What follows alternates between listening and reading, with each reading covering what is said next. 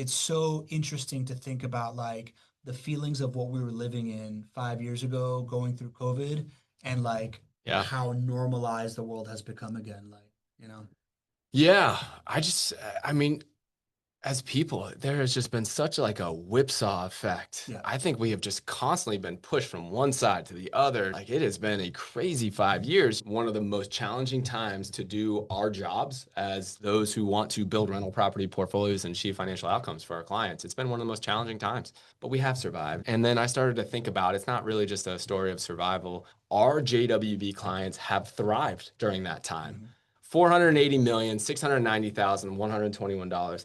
That's the amount of equity that our current clients own. yeah, That's the amount of equity that has been gained by following this plan, obviously having JWB support you, but buying and holding single family rental properties. And that number has continued to go up month after month, quarter after quarter, yeah, amidst all of this chaos. So I wanted everybody in the room to feel really good, yeah, right? It's not just about survival for us who invest in single yeah. family rental properties. It's about sticking to that plan and really, really thriving. And that's what we've done.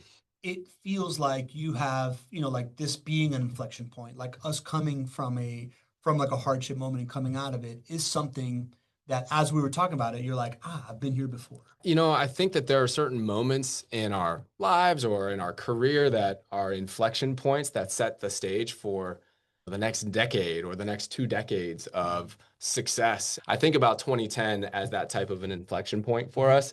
We were still in the thick of the Great Recession at that point. Real estate market values were down about 30% in 2010. And I remember when I would have conversations with people, hey man, I'm really sorry that you're in real estate. You know what? yeah, Kind of like, can't you get a better job, man? Like yeah, there was a lot of that. But I remember business planning that year with my business partners, and we just started asking ourselves some simple questions. And we said, do we believe in real estate? Do we believe that it's going to recover? Of course, the answer was yes. And then we said, you know what? What if we make some decisions and some bets because we have a lot of faith that the market is going to recover.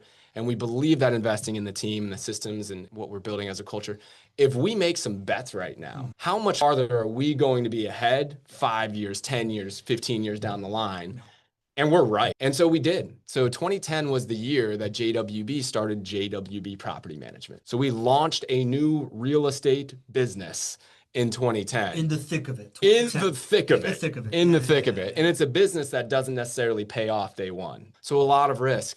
But you know what? That decision right there made all the difference. yeah, And as we were sharing the story with everybody in Summit, I looked around the room and I was like, guys, none of you would be here today yeah, if we hadn't made that decision. yeah, Because the property management is the greatest part of the vertical integration. It is what matters the most to this investment.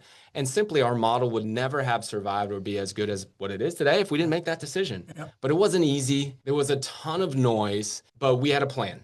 yeah. And by following a plan, setting aside the noise, having the courage to make decisions like that at tough moments, then we were able to set ourselves up for what we see today. A plan in a time of chaos, setting yourself for success in the future. If we are in a moment that, you know, like maybe an inflection point, kind of like when you Yeah, guys I in think so. 2020 started property management and set yourself up for 10 years, 15 years of like great prosperity and all of us as well, then how do we help people really re-understand this asset class, like anchor to like what this asset class, where it is right now, anchor to um is the upside that's been promised in this asset class closer, more tangible? Is should we readjust what we think of the upside? Yeah. And then really like understand where we are on our journey, right? So like that's kind of like that's the agenda of the summit itself. It's the agenda of the conversation. It's what we're gonna kind of like talk about right now. But Yeah. we were still like, yeah, that's cool,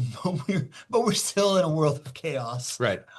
Which I don't know if you read the news this weekend. It doesn't seem any less chaotic, GC. And Goodness. that's when you're like, I'm built for this, man, because I'm boring. That is right. Because it is impossible to say that the asset is not better today than it Mhm. was a year ago. We talked about interest rates being about 1% lower today than they were a year ago. And I try to help everybody see just how impactful that is. It's not just that your monthly mortgage cost goes down and Mhm. your cash flow goes up, but what also happens is when you have an interest rate drop of about 1%, that allows you to be able to get into the asset class, to be able to buy a property and put less down. Yeah. Because now the decision you make today allows you to be cash flow positive, well, with only putting 20 or maybe 25% down versus 30 or 35%. And when you have less money that goes into something, but you generate similar cash flows, well, you make a better cash on cash return. And the biggest kicker is that your long-term growth, your home price appreciation kicks up. So the return on investment today is much higher. And that's not even talking about some of the incentives and the credits that are available. You know, you separate yourself from JWB, and builders just around the country are offering huge incentive packages to be able to help their clients get their interest rates low enough so that they can produce positive cash flow. JWB is offering cash flow credits, which do very similar. It's a very similar thing. You're able to basically buy an asset today and put somewhere around, you know, maybe $10,000 in your pocket within the first month, which is that's that cash flow jolt that we just never saw in investing in single family rental properties. True. Prior to the last year or so. True. That does make boring better. So boring got better. That's where we kind of met in the middle, and I'll give you that. And you know, I agree. I think to me it has become very clear that this like combination of cash flow incentives plus the drop in interest rates plus the downtown thing, right? Like all the stuff makes like this like boring piece a lot better. You know, one of the things that we're all find very attractive is this idea of having property babies and being property pregnant, and that became a whole joke when like Leslie got up and announced, "I'm pregnant," in the middle of Summit. But you know, we wanted to have a show about Saran having had property babies, and what it turned into was like, oh, Saran had property babies, and I'm trying to have a property baby, and I'm technically property pregnant. But the reason why Saran was able to move forward is because she had a plan, and because she knew where she was in the plan, and because she knew what she had to play with. You know, she had certainty to make that leap, and then you were like, Excel World Championship, bro. Yeah. So this is where we got to give a little appetizer into our passive income planning tool. And for those who are here on the show right now, you guys got this appetizer when Pablo sat down. He was the guinea pig. We took him down this journey of understanding what his goals are, understanding what your timeline is, and then breaking that down into what your plan looks like today. Getting kind of a status check. Well, as we look at truly how JWB can help you get to your financial outcome, we would love to do that with the least number of capital out of pocket for you, which would mean the least number of properties. So there's a way to do that when you invest with JWB. So then we said, okay, how would we create property babies in this property ultrasound that we're doing? Yeah. And if we're financially engineering it, we have the ability to look at those loans and we say, okay, well, this is how much we could tap into. And then we'll go one step farther and financially engineer and say, okay, well, let's look at the 3 different loans and which one could access the most equity, but also we won't lose the low interest rate that we have. And ultimately we found out is that we weren't going to refinance all 3 properties to have a property baby. We just needed to refinance one specific one for the right reasons, access a little over $60,000, which would create the opportunity for you to have a property baby. And then we have this ability now to show people what does your plan look like if we move forward with that. So we do a before and an after, which is what you all see on the screen right here. And so if we're able to do that and we're able to have a property baby, number one, it's not coming from your bank account, right? We're just simply accessing the equity that we already have in the portfolio. It's going to help you get farther along to your acquisitions goal. I think your acquisitions percentage will be over 50% now. Yep, that was a big aha moment for me. There you go. You mentioned it before, but like the psychological factor of like getting above 50% on my acquisitions was like a big like, oh, that makes me want to do this to a certain extent. My big concern was like I knew what my cash flow was when I was going to refinance. I thought maybe I'd go back down to like break even. Right. That didn't sound as attractive, but seeing that like I go from 366 a month to 228 a month, that's not a life-changing thing. Right. In order to get that, but what is life-changing is the idea that if I do this for essentially a very similar amount of cash flow, I'm adding about 300 grand of equity to my portfolio over the next 15 years without taking anything out of my like reserves, without taking anything out of my savings, any of that. And then that was like the opportunity to then go while we're at Summit, meet with my portfolio manager, talk through the different options. So that was kind of like the whole like reassessing the asset class, understanding like that boring has gotten better, understanding that the upside is more tangible, and then really having a tool that allows you to see this led us to the conclusion, right, that investing in rental properties today is better than it's ever been before. If you're gonna like kind of like look at it this way, right? Like it is not this narrative of is it riskier than yesterday? It's actually better than yesterday because the boring is better, the tangible is the upside is more tangible, the momentum is in place, and with this tool, I think we can have like way more certainty on where we are with our plan. I think so. I think the model just works. You don't have to believe that this is the greatest time in the history of real estate or rental properties for it to make sense. I mean, there's certainly reasons that we've shared on the show as to why this is a really great time to invest. What JWB believes, and many of our clients are subscribing to this theory, is that this is a once in a generation type opportunity to hitch your wagon to the greatest growth engine that you can have for investing in single family rental properties. And that's the next great American downtown. That's what we believe. And the studies show that when other investors who noticed that there was a downtown that was growing, and then they accumulated single family rental properties before it crossed that threshold of being the next great American downtown, they profited very, very well. And so the data supports it. Revitalized downtown cities over the last roughly 20 years have almost doubled the growth from home price appreciation compared to the average city in the United States. And then you might ask yourself, how do I understand what the next great American downtown? It's not rocket science, right? 10,000 residents downtown is that threshold that other successful downtowns have crossed. And once they crossed that threshold, things really started to happen fast.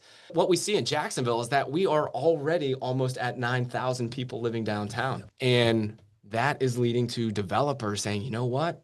Let me go and develop. Yeah, these are the receipts. These are the receipts. Yeah. Trying to help people see that what is going on in Jacksonville is truly historic in terms of the amount of development that's happening.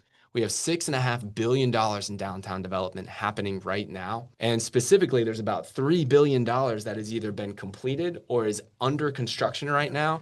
I can't find any other downtown that post those types of numbers. And I literally go and visit downtowns. I look and I can't find anything like what we have happening right here in Jacksonville. I don't know if you realized it. I thought that made this summit very, very special. The mayor being there, I thought was amazing. But the mayor said something multiple times in that presentation that we never ended up like doubling. Like we've said this word a lot, but we never ended up tagging back to it. The mayor kept mentioning momentum.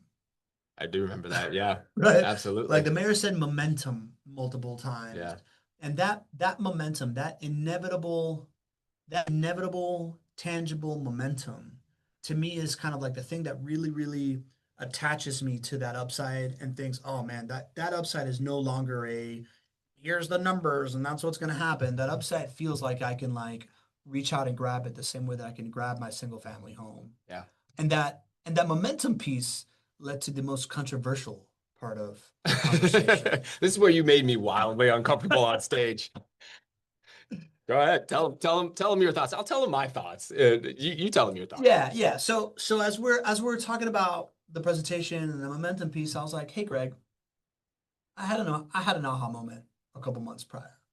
I found out about the Buffett effect. When Buffett first started, this is what I found out. When he made his first investment in American Express, the headlines were saying American Express was going to become insolvent. So Buffett, instead of just believing the headlines, Buffett went to a steakhouse in Omaha. He went to a travel agency, a grocery store, and saw that everybody was paying with their American Express and was like, people are still using this to pay. And he believed his eyes. Mm-hmm. He believed his eyes and was like, man, this is something that everybody uses every single day. It's not going anywhere. People can be worried about this insolvency thing, but the public still relies on this on a day-to-day basis. So American Express was undervalued. Went in on American Express. That's done really well for me. Mm-hmm. Well, I was essentially trying to make a comparison. I think when you guys started investing in rental properties, obviously market had just had a downturn. All this stuff was happening, right? And you've built up this track record. You've continued to believe your eyes and continue to invest in a critical need. And now you are 20 years later, you're not young Warren Buffett, you are middle-aged Warren Buffett. The decision of investing in rental properties today, if you believe in the asset class, if you believe what you see, you believe something that everybody needs in a city that is really, really flourishing and an operator with a proven track record, that the decision to invest today in rental properties is actually easier than the decision that the Jens and the Denny's that invested with you early on Yeah. have made. That's 100% true.